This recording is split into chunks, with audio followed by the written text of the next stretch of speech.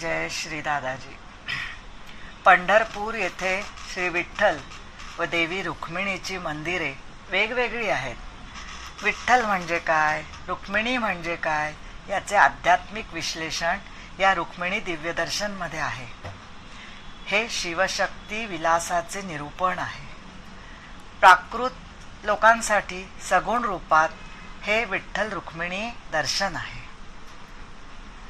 रुक्मिणी माझा देह भाव, आत्मा तो पंढरी राव, सद्गुरु कृपेचा वर्षाव, ज्ञप्ती म्हणे. ज्ञप्ती म्हणजे शुद्ध ज्ञान. ते योगवासिष्ठात सरस्वतीचं नाव आहे. श्री गुरूंनी ती मला आध्यात्मिक नाममुद्रा दिली आहे.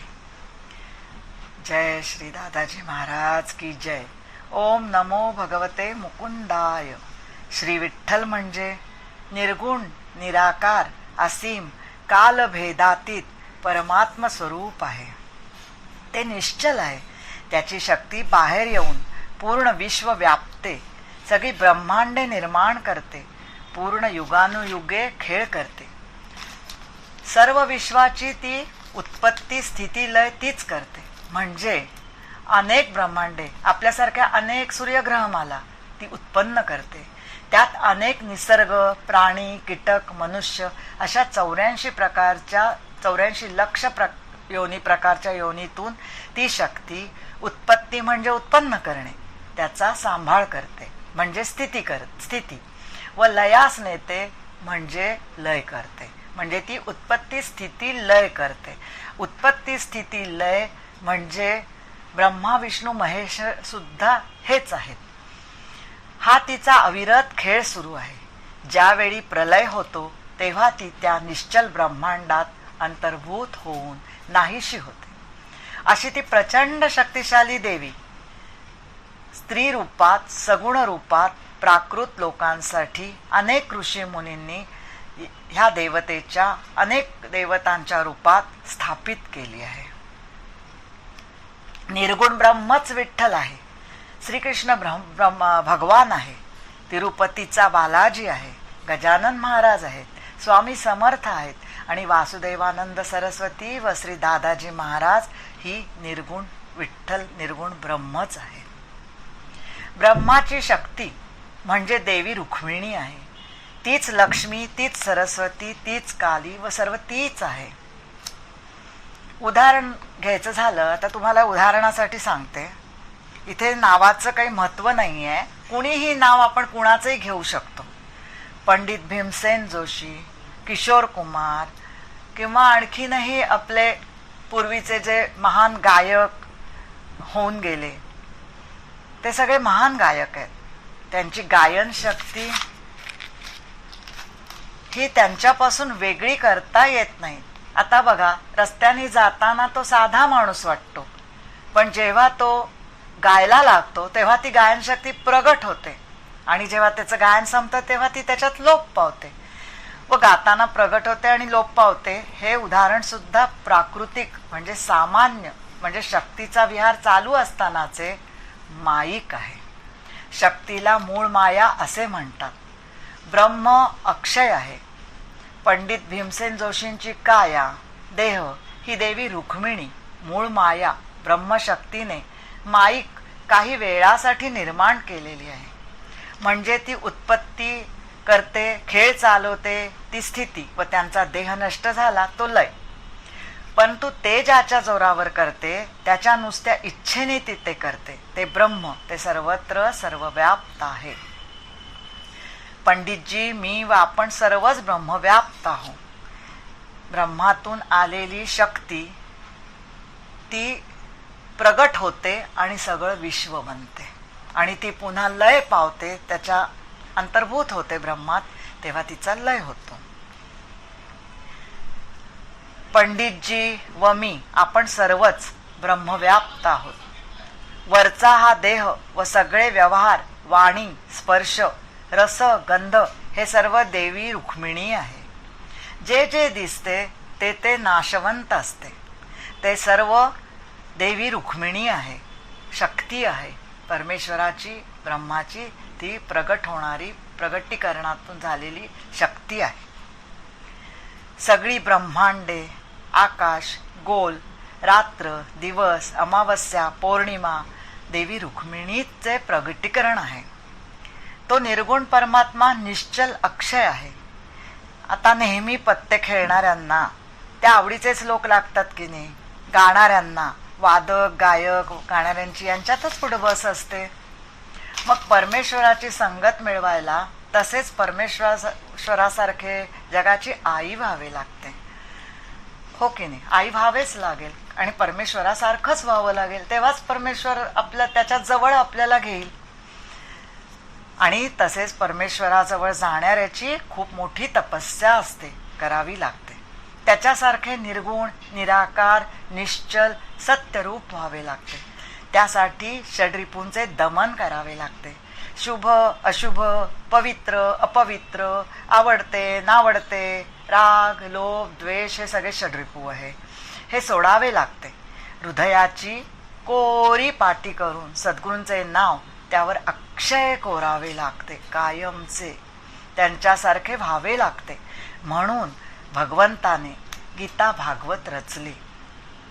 त्यासाठी देवी रुक्मिणीने मूळ मायेने गुरुदेव व्यास यांची निर्मिती केली, म्हणजे गुरुदेव व्यास यांची काया देह निर्माण केला. त्यात सर्व शक्तीनिशी ती वावरली व आत तो स्वतः परमात्मा निश्चल निर्गुण रूपात होता. पंढरपुरात विठ्ठलाचा देह हा रुक्मिणी आहे, म्हणजे हे प्रगटीकरण आहे.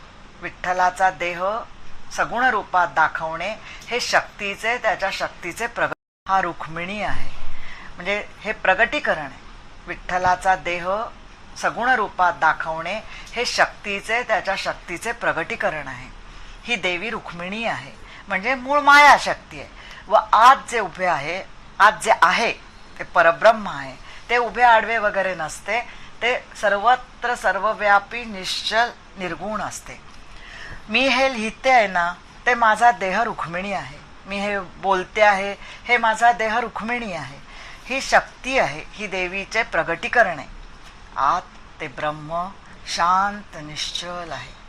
म्हणून सगळे देह जे जे दिसते, सगळे देह, सगळे दिसणाऱ्या गोष्टी, सगळं जग, विश्व, ब्रह्मांड, सगळं जे जे दिसते ते नाशिवंत आहे. ते सर्व देवीचे प्रगटीकरण आहे. माझा देह नाशिवंत आहे, तो एक दिवस नाश पावणार आहे. ती देवी रुक्मिणी आहे, ते तिचे देवीचे प्रगटीकरण आहे. पंढरपुरात जी विठ्ठलाची एक मूर्ती आहे, ती मूर्तिमंत विठ्ठल रूपात देवी रुक्मिणी आहे व आत ब्रह्म आहे. तसेच रुक्मिणीचा देह रुक्मिणीच आहे, मूळ शक्तीच आहे, पण आत आत्मा ब्रह्म परब्रह्म विठ्ठल आहे. म्हणून आपण आहोत, म्हणून हा भास आहे. आपण पाहतो हे सगळं विश्व, हा तो आत निर्गुण निश्चल असल्यामुळे आहे. आणि आपलं भांड फुटलं तरी तो आहे, या शरीराचं भांड फुटलं तरी तो आहे, आणि नाही फुटलं तरी तो आहे. जसं लाटा समुद्राच्या उसळतात आणि त्याच्यात विरून जातात, तशा सबंध ह्या ब्रह्मसागरात आपली एक एक लाट येते आणि ती त्याच्यात विरून जाते. ती भासमान लाट असते, खरं ते पाणीच आहे. तसं हे सगळं ब्रह्मच. त्याच्यापाशी पोहोचण्यासाठी म्हणजे काय आहे, आत्मा, आत आत्मा आहे, ब्रह्म परब्रह्म विठ्ठल आहे. म्हणून आपण आहोत, हा भास आहे, पाहतो आहोत. सगळं त्याच्यामुळे, त्याच्या असण्यामुळे, त्याच्या साक्षीभूत असण्यामुळे ब्रह्माच्या आपण सगळं पाहू शकतो. आपल्याला नॉलेज म्हणजे ज्ञान होतं. सगळ्या प्रकारचं जे पंचज्ञानेंद्रियाचं ज्ञान आहे ते सगळं फक्त साक्षीभूत ब्रह्म असल्यामुळे होतं. ते जर साक्षी नसेल तर आपल्याला ते काहीही होणार नाही. आणि जर का त्याच्या शक्ती प्रगटीकरणाने आपल्याला शरीर मिळालं नाही, आपली पापणी उचलली गेली नाही, तर आपण तेही करणार नाही. म्हणजे त्याची शक्ती आणि तो हे आपल्यात आहे. आपण त्याचं देहरूपानी शक्ती रुक्मिणी देवी आहोत आणि आतमध्ये प्रत्यक्ष परमेश्वर ब्रह्म आहे. पण ते काळोखाने दुर्गुणाने सगळ्यांनी झाकले गेलेलं आहे, काळोख आहे. त्यामुळे आपण त्या काळोखात वावरतो. प्रत्येक जण प्राकृत माणूस काळोखात वावरतं. जे नको त्याला धरून घट्ट ठेवतं. जसं पोपटाला एखादी दांडी मिळाली आणि ती हलत असली तर तो त्याच्यावरून उडत नाही, त्याला पक्की धरून ठेवतो. त्याला वाटतं आपण पडू. तो उडू शकतो पण तो पडत नाही, तो त्याला पकडून ठेवतो. तसं हे आहे. आपण त्या खोट्या माझ्या देहाला पकडून ठेवलेला आहे आणि आपण परमेश्वराला साफ विसरलो म्हणण्यापेक्षा आपल्याला तो कळलाच नाही आहे, तो समजला नाही, आपल्याला तो भेटलाच नाही आहे. आपल्याला त्याचं भेटणं म्हणजे काय, समजणं म्हणजे काय, त्याचं आतमध्ये असणं म्हणजे काय, ह्या खूप गहन गोष्टी आहेत. हे असा माणूस भेटतो तसा परमेश्वर भेटत नाही. तो आत अंतर्यामी आपल्याला समजतो, त्याचं अस्तित्व समजतं. त्यावेळी आपण आपल्याला पूर्णपणे विसरून गेलेले असतो. आपलं बुद्धी, मन, शरीर सगळं नाहीसं झालेलं असतं. बुद्धी काम करत नाही, मन काम करत नाही, काही उरतच नाही. त्याला समाधी अवस्था म्हणा, त्याला काही म्हणा, पण त्या अवस्थेत, निर्गुण निराकार अवस्थेत त्याचा अनुभव आपल्याला येतो. त्याला दुसरं बोलू शकत नाही, त्याचं वर्णन करू शकत नाही. वेद नेती नेती म्हणतात. आता त्याच्यापाशी पोहोचण्यासाठी अगणित सद्गुण पाहिजे, खूप सेवाभाव, नम्रता, पुण्यकर्म पाहिजे, जेणेकरून आपण कोरे होऊ. मी आहे तर मी आहे हा नाममात्र अहंकार सुद्धा गळून पडला पाहिजे. त्यासाठी मनुष्य जन्म मिळाला पाहिजे, नाही का? मनुष्य जन्म मिळाला तरच हे सगळं होणार आहे. सद्गुण लाभले पाहिजेत, भक्तीचा प्रेमाचा वारसा पाहिजे, म्हणजे तिची कृपा पाहिजे. देवीची शक्तीची, परमेश्वराच्या शक्तीची प्रगटीकरण होऊन, ती प्रगटीकरण जे करते ती कृपा पाहिजे. तीच आपला हात धरून आपल्याला परब्रह्मात नेते आणि विलीन करते, देही असूनही. व ती स्वतः नाहीशी होते. म्हणजे तेव्हा तिथे आपलं, तिचं रसगंध, स्पर्श, जे सगळं तिचं प्रगटीकरण आणि खेळ आहे तो तिथे नाहीसा होतो आणि फक्त आपण परब्रह्मरूपानी, ब्रह्मरूपानी शांत उरतो. आपण आहो ही जाणीव नाहीशी होणे, मनबुद्धीचा आत्मस्वरूपात लय होणे, ही सुद्धा ती करते. म्हणून देवीची भक्ती पाहिजे. आपण म्हटलं वारसा मिळाला पाहिजे. भक्ती म्हणजे प्रेम, हे फार वरचे शब्द आहेत. भक्ती कशी आहे, भक्ती कशाला म्हणावी, याच्यावर एक प्रवचन होऊ शकेल. हे नारद भक्ती सूत्र जी आपल्या उपनिषदात, वेदात सगळी आहेत, त्यातून ते वाचल्यावर माणूस ओलाचिंब होतो. इतकी सुंदर रसाळ भक्ती सांगितलेली ती नारद भक्तिसूत्र आहेत. म्हणून आता मनबुद्धीचा आत्मस्वरूपात लय ती करते, म्हणून तिची सेवा करायची. आता तिची सेवा कशी करायची, तर या देवीची सेवा, ही देवी विश्वरूप आहे, तिचं प्रगटीकरण आहे ना, मग ती विश्व आहे ना. म्हणून देवीची सेवा, या विश्वरूप देवीची सेवा, विश्वात्मक देवीची सेवा, विश्वैक्य भावाची मीच आहे असे समजून आत्मरूपाने पूजा करायची असते. ही पूजा वरवर ढोबळ नाही, हार, फुलं, गंध, अक्षदा, देवीची मूर्ती घालणे हे साधं प्राकृत भक्तीचं लक्षण आहे. पण ज्या वेळेला वरच्या पायरीची भक्ती सुरू होते, नारद सूत्रात सांगितल्याप्रमाणे, किंवा आपोआप घडतं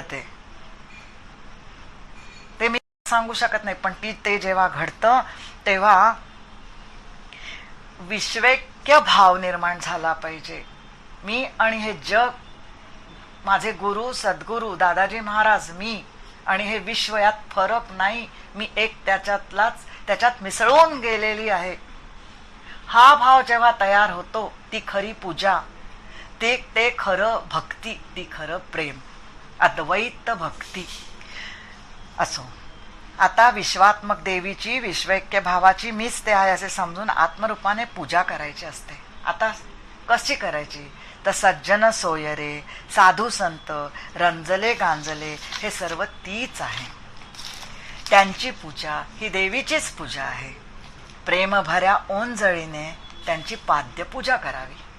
सर्वांवर प्रेम करावं, प्रेम शिंपडावं. रे काटे येऊ दे, दगड येऊ दे, सगळं येऊ दे, नाही परवा. आपण फक्त प्रेम करत राहायचं, प्रेमाचं सडा शिंपत राहायचा. सगळ्यांवर प्रेमाच्या अंजलीने सगळ्यांचे पाय धुवायचे. दयेची शाल पांघरायची. दया ही सगळ्यात मोठी मोठी परमेश्वराची देणगी आहे. ती ज्या माणसात असते ना, तिचे पाय धरावे, तिचे दयेची शाल पांघरावी, क्षमेने त्यांची क्षुधा शांती करावी. त्यांचं पोट कसं भरायचं? तर क्षमा करून. जो प्रसंग येईल, जसा प्रसंग येईल, वाईट चांगला क्षमा करणे ही पण एक मोठं भक्तीचं लक्षण आहे. आणि कोणाच्यातही, माझ्यात आणि कुठल्याही जगातील व्यक्तीत, पदार्थात, झाडात, झुडपात, प्राणी मात्रात यत्किंचितही भेदाला थारा द्यायचा नाही. त्यांची सेवा ही मूळ मायेची, शक्तीची सेवा आहे. देवी रुक्मिणीचीच सेवा आहे. आणि तिची अशी सेवा केली की ते ब्रह्म, विटेवरचे परब्रह्म, समाधीतले दादाजी महाराज परब्रह्म हे स्वस्वरूपाचा सौख्य ठेवा देते. रुक्मिणी माझा देहभाव, आत्मा तो पंढरीराव, सद्गुरु कृपेचा वर्षाव, न्यप्ती म्हणे. आपण ज्ञानभक्ती योगातील लेखिका चारुशिला वडगावकर यातील रुक्मिणी दिव्य दर्शन हे 4थे प्रकरण एकादशीच्या दिवशी जरूर वाचावे. खूप लाभदायी होईल. वेळ आली असेल किंवा वेळ येईल किंवा जे हवं ते मार्गदर्शन त्यातून मिळेल, त्यातून मार्ग नक्कीच दिसेल. दादार्पणमस्तु.